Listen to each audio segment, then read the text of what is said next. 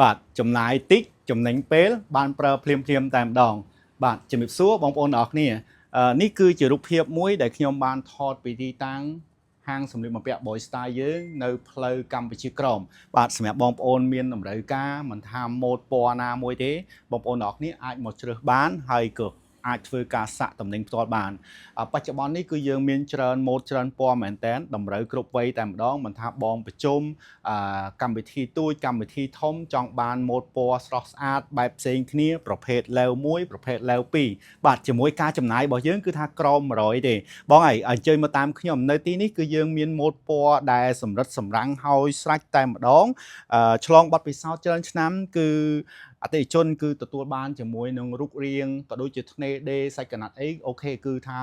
បងនឹងពេញចិត្តតែម្ដងហើយសម្រាប់បងចង់បានភាពប្រកបភាពច្បាស់លាស់ចង់ដឹងថាប្រភេទសាច់កណាត់ហ្នឹងបងប្អូនទាំងអស់គ្នាប្រើទៅស្រួលខ្លួនទេរាងអាវនឹងសមនឹងដងខ្លួនដែរទេគឺបងប្អូនទាំងអស់គ្នា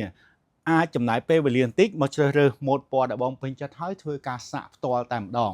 បាទទំហំបច្ចុប្បន្ននេះគឺយើងមានចាប់ពី45រហូតដល់110គីឡូប្រើត្រូវហើយនៅហាងផ្ទាល់ក៏យើងមាន sample ដែលដាក់តាំងបង្ហាញដោយបងប្អូនបានឃើញនៅលើម៉ាឡកាំងអញ្ចឹងគឺថាម៉ូដពណ៌ខុសគ្នាបាទហើយប្រភេទរបស់យើងគឺយើងមានទៅតាមវ័យបាទសម្រាប់មិត្តយុវវ័យដែលចង់បានរាងដូចជា slim fit ប្រភេទ level 1 ឆែក1ក៏មានឆែក2ក៏មានលោកអ៊ំលោកពូលោកប៉ាដែលមានតម្រូវការនៅក្នុងការចូលប្រជុំការងារផ្លូវការអីហ្នឹងគឺបងប្អូនទាំងអស់គ្នាអាចអញ្ជើញមកខាងខ្ញុំជ្រើសរើសបានហើយក្រៅពីនេះទៀតក៏យើងមានជាមួយនឹងប្រភេទបាទប្រភេទបើជើងស្បែកល្អបងប្អូនទាំងអស់គ្នាបាទប្រភេទនេះគឺកម្រមានហាងឆេងនេះណាបងប្អូនខ្ញុំលក់ក្នុងតម្លៃមាន50មាន55ហើយប្រភេទរបស់យើងនេះគឺស្បែកសុទ្ធតែម្ដងម៉ាក brand របស់យើងគឺម៉ាក Viking បាទអតិថិជនមកដល់ទីនេះតាមចំណូលចិត្តដែលបងត្រូវការគឺថាប្រភេទកែង